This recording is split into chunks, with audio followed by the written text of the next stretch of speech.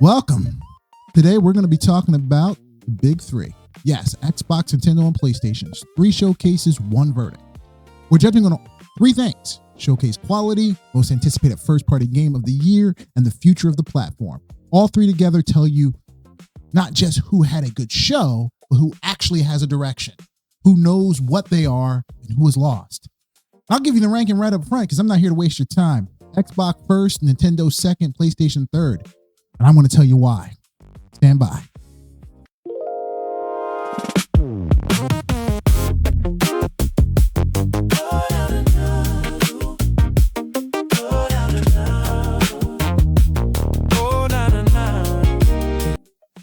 Xbox, first place, and it's not particularly close. And let me be clear when I say Xbox had the best showcase, because a lot of people are going to immediately say, but they're console sales, or but they don't have exclusives. That's not what we're judging. We're judging the show, the lineup, and the direction. On all 3, Xbox wins. The showcase was paced perfectly. No dead air, no 30-minute CEO monologues. Game, date, next. Game, date, next. Boom, boom, boom. The variety was extraordinary. JRPGs, action, survival horror, live sims, nostalgia, platformers. Xbox did not come for one audience. They came for everybody. But here's one thing that I want to focus on, because I think it gets undersold. Xbox has built an Omega level first party lineup. Gears of War E-Day as a console exclusive this year. The first major Gear in years, dropping October 6th. Fable finally has a date. Halo Campaign Evolved next month. Clockwork Revolution still coming next year. State of Decay next year. Minecraft Dungeons for those who like it. And Spyro is back with a brand new adventure. That is not one good game. That is a sustained library. And I want to address something, because some people who are upset about the updates to Fallout 76 and Elder Scrolls Online and Sea of Thieves at the showcase, I get it. Those aren't my games either. But those are titles that have massive dedicated communities. They bring in consistent revenue to Microsoft, and quite frankly, they're always giving updates. So you got to give credit where credit's due. You got to take care of the people who take care of you. Showing your live service games love is not a bad thing. It tells those communities that they're not forgotten. That's smart platform management. Now, the thing that tells you most about where Xbox is right now is not the exclusives. It's Game Pass. Xbox has made Game Pass the mission, and the lineup they've built around is a statement. Day one, first party, third party deals, and we'll get into that in a second. A moment this weekend that I think will genuinely be historic for this platform. Now I need to talk about what happened this weekend, because it is bigger than people are giving it credit for. Persona 6 was announced at the Xbox Showcase. Day one on Game Pass. The same weekend,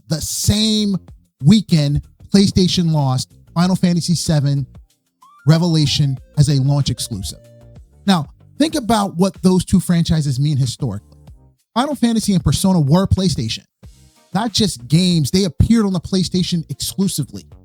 They were linked to PlayStation the way a great player is linked to a franchise. When you thought Persona, you thought PS1, you thought PS2, you thought PSP, you thought PS Vita. When you thought about Final Fantasy, their golden era was during its run on PlayStation with Final Fantasy 7, 8, 9, and 10. That association was real, and it was powerful, and it moved consoles. And in one weekend, both of those associations cracked publicly. Final Fantasy VII Revelation going multi-platform day one. Persona 6 announced on the rival stage, day one on Game Pass. Atlas, a studio that spent years as PlayStation royalty, just handed Xbox their JRPG headliner for a moment in this generation. And I'm not here to say PlayStation is dead, because that's stupid. You know, anybody who says a platform is dead genuinely is a console warrior. And PlayStation's far from dead. What I'm saying is the winds are changing. And if Sony isn't feeling that wind, they're not paying attention. Now, second place, I'll give to Nintendo. And second place here is genuinely respectable, because Nintendo did what Nintendo does. They were consistent. They didn't disappoint. They didn't set the world on fire either, but they didn't come in with nothing. Let's be honest about the show. It was port heavy. A lot of what Nintendo showed were its games coming to the Switch 2 that exist already elsewhere and have for years. Lies of P, Metaphor, and ReFantasia, which are two very incredible games.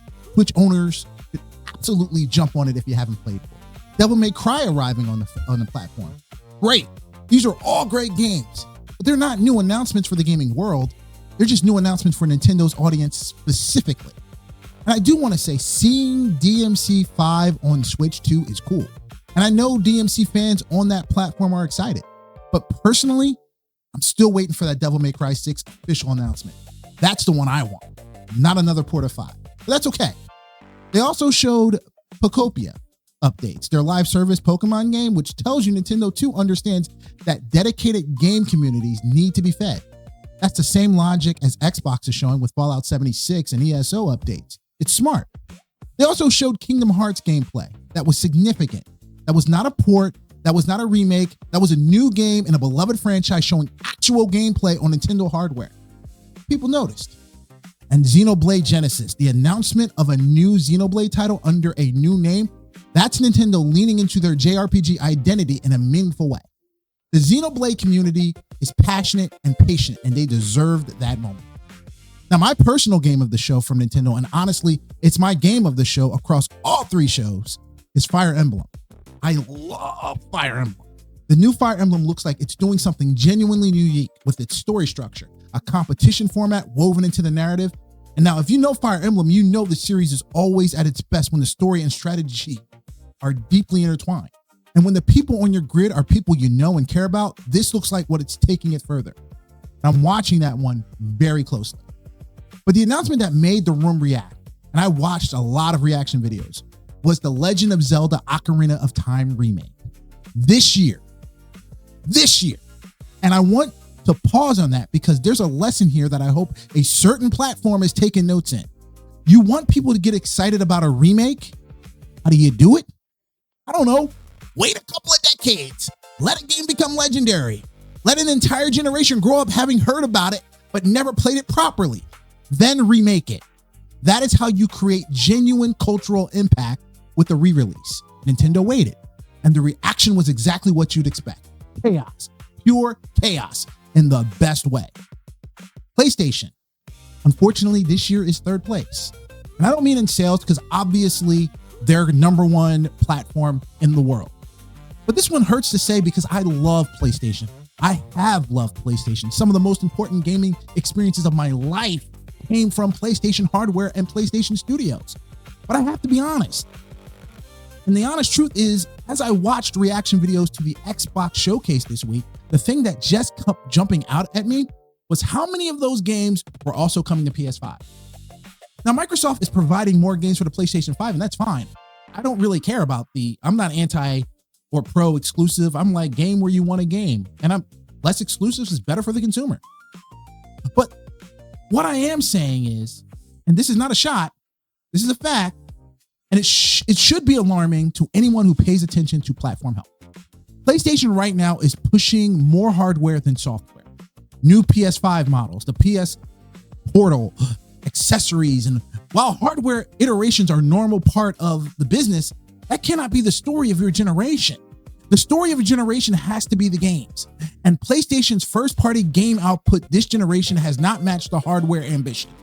Wolverine looks good, and I've said it before and I mean it. Insomniac knows what they're doing. But Wolverine looking good is the floor, not the ceiling. And new God of War is on the horizon. It's fine, but it's also expected.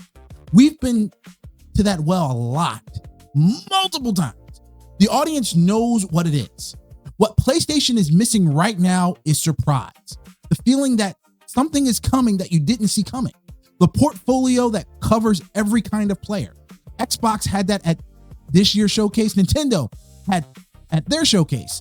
PlayStation felt like a company still trying to find its footing after a generation of strategic missteps.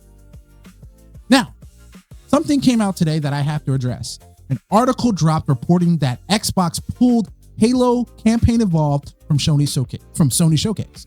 Now, apparently it was going to be shown at the PlayStation event and Microsoft pulled it. And Sony was reportedly upset about it. My response to that is, Oh well, it must be embarrassing.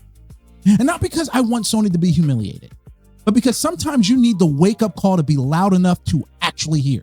If your showcase is relying on your competitor's game to fill it out, if Microsoft showing up with Halo was going to be a meaningful part of your event, that tells you something important about where your own first-party pipeline is right now. The embarrassment of that situation, if true, should be the thing that lights the fire, because Sony is a company that has responded to humiliation before. And that brings me to the most important thing I want to say today. I hope that embarrassment opens Sony's eyes, because they have been here before. And what came out of being here before is some of the greatest gaming content ever made. Put your mind back to the PS360 era. The second half of that generation, PlayStation 3 launched badly at first. The price too high, the messaging was arrogant, Xbox 360 was eating their lunch. Third-party games ran better on 360. Developers preferred the 360 architecture. Sony was losing publicly, and they knew it. And what did they do? They got angry. They got embarrassed. And out of that anger, embarrassment came Uncharted, The Last of Us, Infamous, Heavy Rain, God of War Reborn. A first-party output so diverse, so artistically ambitious that it didn't just save the PS3, it redefined what people expected from a console game. That Sony, the hungry, angry, embarrassed, motivated Sony, is the Sony I want back. Not the Sony that thought live service gaming was a guaranteed golden goose. Not the Sony that shut down factions to chase Concord. The Sony that looked at its competition, felt the pressure, and responded with the best gaming experiences in the world. The studios are still there. Naughty Dog, Guerrilla, Santa Monica, Sucker Punch, Insomniac, even locked into Marvel. The talent hasn't left. The capability is there. What is missing is the hunger. And I genuinely believe the only thing that creates hunger is exactly this kind of moment. Feeling behind, feeling the heat, watching reaction videos of people going crazy over the Xbox showcase while your own show gets polite reception. Come back, PlayStation. The industry needs you at your best. Because when PlayStation is excellent and Xbox is excellent and Nintendo is Nintendo, everybody wins. Every gamer wins. That's the gaming world I want to live in. That's the sanctuary I dream of being in. Now, as I said, final rankings. Pre-showcase breakdown. First place, Xbox. Best showcase in gaming. Omega level first-party lineup. Game Pass is the mission and the execution is there. Here's E-Day exclusive. Persona day one on Game Pass. Variety for every type of gamer. Regime change energy is real, and this show proved it. Second place, Nintendo. Consistent. Fire Emblem is my personal game of the show.